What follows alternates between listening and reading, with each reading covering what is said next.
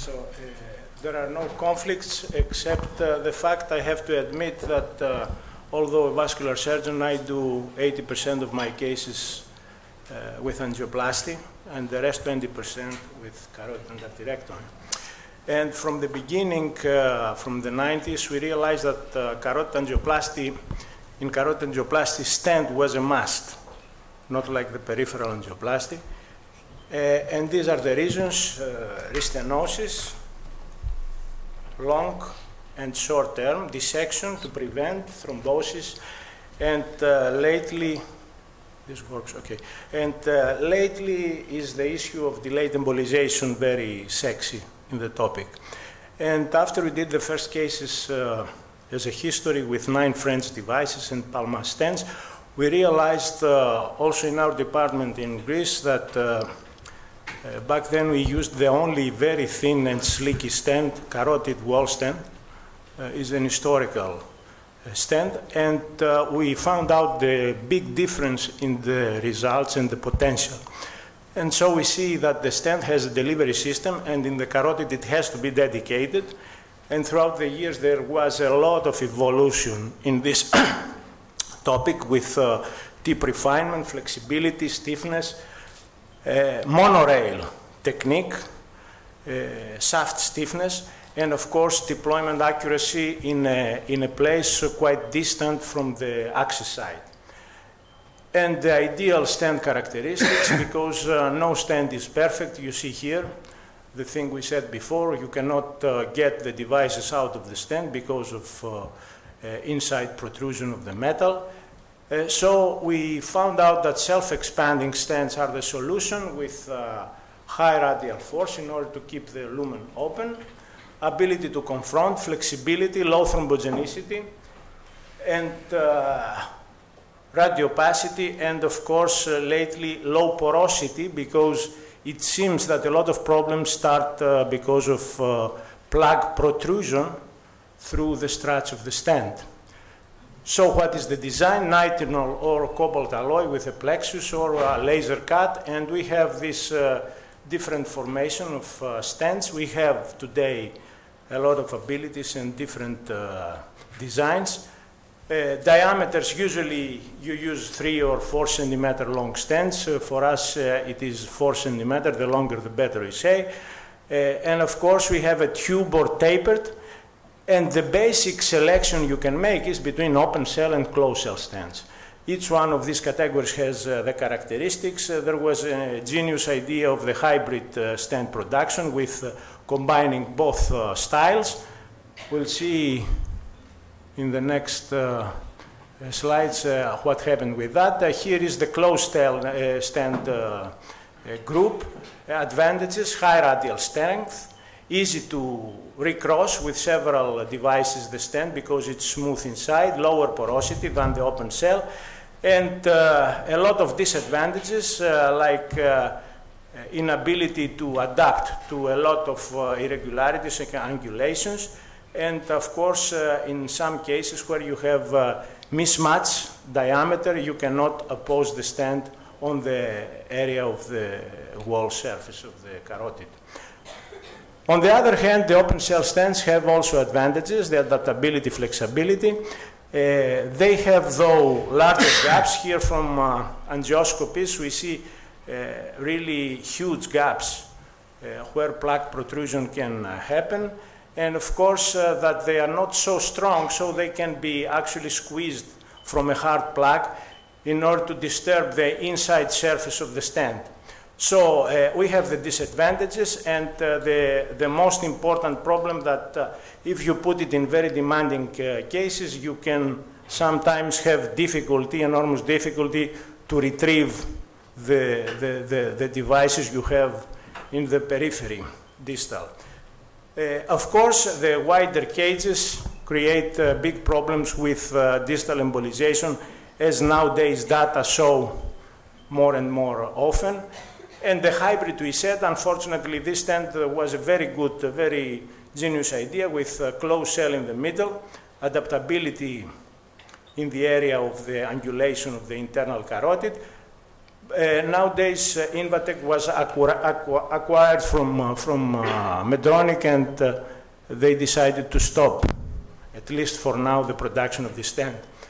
So what we have is one big factor for any kind of stent and device in the carotid, the factor of experience. We see from many studies, and data are coming, that even inside the same trials, we have an increasing improvement in results with increasing experience and use of the operator with the devices. So there are various different morphologies in the internal and common carotid in the anatomy, and for each one of them we can select. Of course, the biggest portion of the cases you can use whatever kind of stent you like. But from Bozier starting, we found out that open cell has some disadvantage in the distal embolization and the delayed embolization, and that possibly a big number of events actually happens post-operatively, after the protection period. And here again from space, where you see that closed cell perform better in the embolic area. And here we did some angioscopies also on our own. You can see really that because we use mostly open cell, you can see that you can have a lot of protrusion through the cages of the stent. And that also in the post-operative MRA, wage MRA, you have more signals in the case of open stents. So in difficult lesions, tight lesions, high embolic potential lesions, you should use obviously a closed cell stent. And there were several efforts made in order to reduce this trouble with double stenting in the very, very difficult lesions. And the latest, the newest data from this field is this effort from the industry to block this event of distal embolization and delayed embolization, microembolization with the covered mesh stents. We have 2 or 3 companies dealing with that. Here, the Gore, where you have also heparinized the surface of the stent because possibly because of the mesh they have problems of thrombogenicity. So you see every step creates new problems that have to be solved. Or the stent from, with a nitinol mesh from Terumo, and they claim very good results in the initial trials. Or the stent from Seaguard, Prime EPS, we still an investigational, but with PET mesh, that actually is very adaptable, although it is a mesh-covered stent, and also with pores below 200 microns. All these claim very good results and very low, in the initial cases they did, very low embolic rate events. Our technique, we try to overcome all this problem, but by simply keeping a technique with rigorous flushing inside the surface of the stent after balloon dilatation. And we have seen a lot of particles inside these spider filters we use, maybe in percentage much more than without flushing, because we do several even quite difficult lesions. And concluding finally, in 75% almost of the lesions, there is no difference if whatever kind of stent you use, as long as you are experienced with each particular device.